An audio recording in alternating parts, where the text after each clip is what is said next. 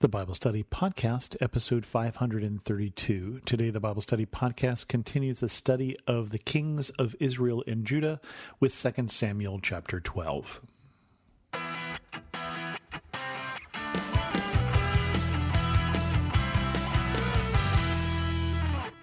Welcome to the Bible Study Podcast. I'm your host, Chris Christensen. So we talked about David and Bathsheba last week, and David sleeps with his neighbor's wife while the neighbor is off at war, and then to try and cover it up, he brings the neighbor back. That doesn't work because the neighbor won't sleep with his wife because he feels guilty that he is not at the front with his men, and so David has him killed. And at the end of that chapter, so far as we knew, David had gotten away with it. But then this chapter happens, 2 Samuel 12, consequences. Nathan rebukes David.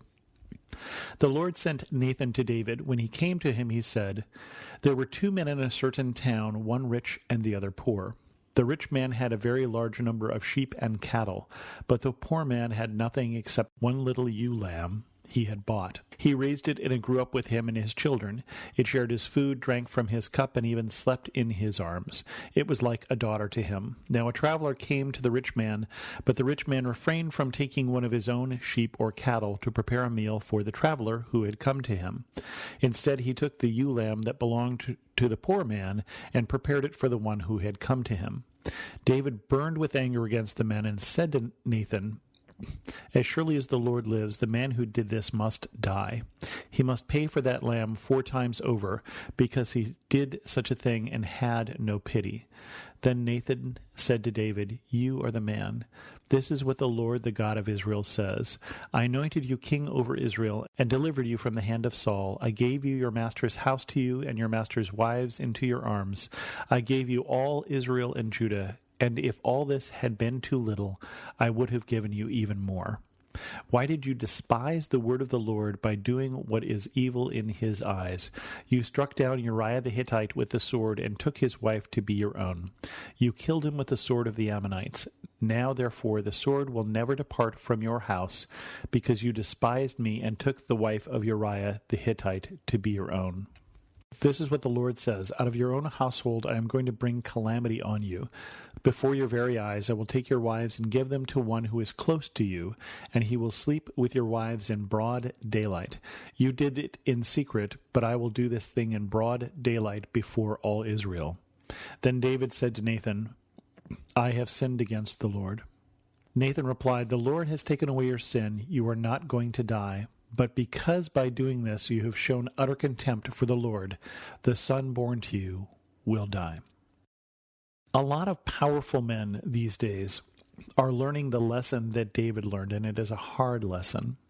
A lot of things going on right now as we record this in the news about sexual assault and sexual harassment, and people who have been doing it for years and had gotten away with it and now are not getting away with it, that the truth is coming out about what they have done. And that's really the lesson that David learned, is the truth comes out. When you do something in secret, don't expect it to stay secret. And the other thing that God is really pissed off at David about is not just that he did this thing, but he did this thing despite all that God had done for him. And as we hear in that story of Nathan the prophet, that he was among all men in Israel most blessed, right? That he is not just sitting there with one wife, he has multiple wives. He's not just sitting there in a fine house, but in a palace. And none of this did he earn. He was born a shepherd boy. Not to say that he didn't do a good job as a warrior, not to say that he didn't do a good job at all that he did, but that God blessed him with all of this. But he still wants more. Right? He's still up on the roof of his house and sees this woman bathing and wants her too, despite the fact that she is not his. Despite the fact that this is wrong and he knew it. And you know that he knows it's wrong because of how he goes about it and because of what he does to try and cover it up afterwards. He knew that this was wrong and he thought he'd gotten away with it. And when Nathan comes to tell the story, he does not have any clue that Nathan is talking about him. He has this righteous anger against whoever this man is who has taken his neighbor's sheep. He has righteous anger about the guy who has stolen the sheep, and yet he is guilty of murder. Yet he is guilty of this terrible crime, not just the adultery, but the cover-up, which is worse than the original crime. This murder of an innocent man, of a good man, and everything we see of Uriah. In fact, Uriah is going to be listed in one of David's mighty men. He isn't just somebody who David wrongs. He is somebody who is a follower of David, who is one of David's best men, who David steals his wife and then takes his life. And God doesn't care that he did it through the sword of the Ammonites. He doesn't care that he didn't go over to his house in person and stab him. He still murdered Uriah. He doesn't even care that Uriah is a Hittite, that Uriah is not Jewish. Uriah is a faithful servant of David. And we'll see that here, but we'll also find other references to him as we go along. Uriah is going to come up again. But David is found out. And the worst part of this for David, there's two parts that Nathan says. One is, guess what? You're going to have more of this happen to you, and it's going to happen in public by someone you know, someone close to you. And we'll see that coming just a few chapters from now, what Nathan was talking about. And the second one is the child will die. And that second part, let's read on here in the chapter. After Nathan had gone home, the Lord struck the child that Uriah's wife had borne to David, and he became ill. David pleaded with God for the child. He fasted and spent the nights lying in sackcloth on the ground. The elders of his household stood beside him to get him up from the ground, but he refused, and he would not eat any food with them. On the seventh day the child died. David's attendants were afraid to tell him that the child was dead, for they thought, while the child was still living, he wouldn't listen to us when we spoke to him. How can we now tell him the child is dead? He may do something desperate. David noticed that his attendants were whispering among themselves, and he realized that the child was dead. Is the child dead? He asked. Yes, they replied, he is dead. Then David got up from the ground. After he had washed, put on lotions, and changed his clothes, he went into the house of the Lord and worshipped. Then he went to his own house, and at his request they served him food, and he ate.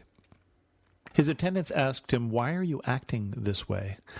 While the child was alive, you fasted and wept, but now that the child is dead, you get up and eat. He answered, While the child was alive, I fasted and wept. I thought, Who knows? The Lord may be gracious to me and let the child live. But now that he is dead, why should I go on fasting? Can I bring him back again? I will go to him, but he will not return to me. Then David comforted his wife Bathsheba, and he went to her and made love to her. She gave birth to a son, and they named him Solomon. The Lord loved him, and because the Lord loved him, he sent word through Nathan the prophet to name him Jedediah. Meanwhile, Joab fought against Rabbah of the Ammonites and captured the royal citadel. Joab then sent messengers to David, saying, I have fought against Rabbah and taken its water supply. Now muster the rest of the troops and besiege the city and capture it. Otherwise I will take the city, and it will be named after me. So David mustered the entire army and went to Rabbah and attacked and captured it. David took the crown from their king's head, and it was placed on his own head. It weighed a talent of gold, and it was set with precious stones. David took a great quantity of plunder from the city, and David brought out the people who were there, consigning them to labor with saws and with iron picks and axes, and he made them work at brick-making. David did this to all the Ammonite towns. Then he and his entire army returned to Jerusalem. David goes into mourning, but really into contrition here. He humbles himself before God, hoping that God will change his mind and that the child will live. The tough part of this story, and I think the tough thing for us to understand, and this is something that comes up in jail ministry, is just because you come to a Bible study, for instance, in jail ministry, and just because you're sorry about what you did, and just because God forgives you, doesn't necessarily mean there aren't consequences. And the consequence of David's sin, his sin with Uriah's wife, you notice that it calls her that at first, not Bathsheba, is that this child dies. And David hopes that God will change his mind, and maybe God would have changed his mind. And certainly his approach was correct in the sense of humbling himself and trying to see if God would change his mind and praying and fasting. But God doesn't. This time, this is the consequence.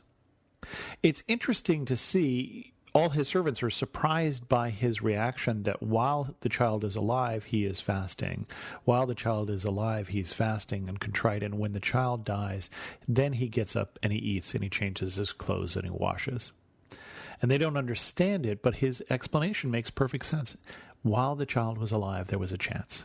While the child was alive, God may have changed his mind. And it's interesting, the first thing he does, did you notice that the first thing he does when he gets up from the floor, from mourning, from fasting, not changing his clothes and such, he gets up and first, before he eats, he goes to the house of the Lord and worships. David screwed up. David screwed up big. David is still a man with a heart for God. David is a man with a heart for God who screwed up big. Those two things are not mutually exclusive. David didn't break his relationship with God, although he certainly strained it. And so he knows the most appropriate place for him to go first is to go and worship. And he does that. And it's interesting that one of the consequences in this case was not that he and Bathsheba broke up. Now, he and Bathsheba married even after an act of adultery. They married even after he'd killed her husband or had him killed. God is forgiving enough of David that God blesses the son that they have named Solomon. And Solomon, of course, is going to come up in this story again in a major way. And I'm sure you are not surprised by that.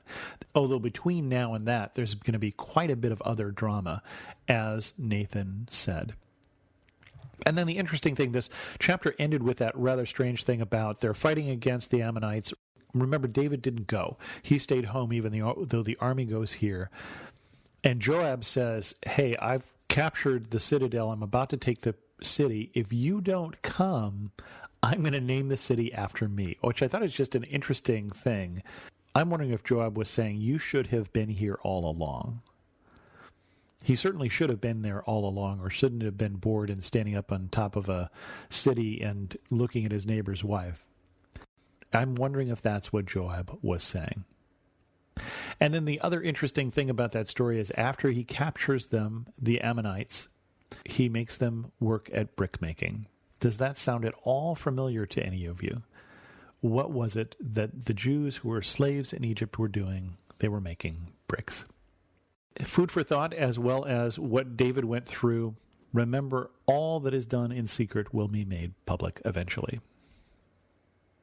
This might be a good time if you have things that need to be resolved to resolve them and not wait for them to become public.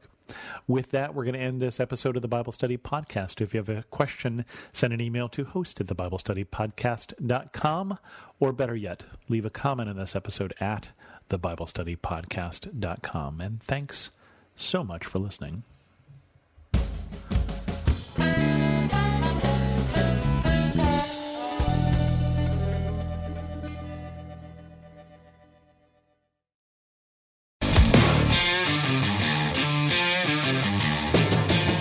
Hi, I'm Zach. And I'm Randy. And we're from Salty Saints Podcast. We're a theology and apologetics podcast. We hope to better equip you to be salt and light for your community.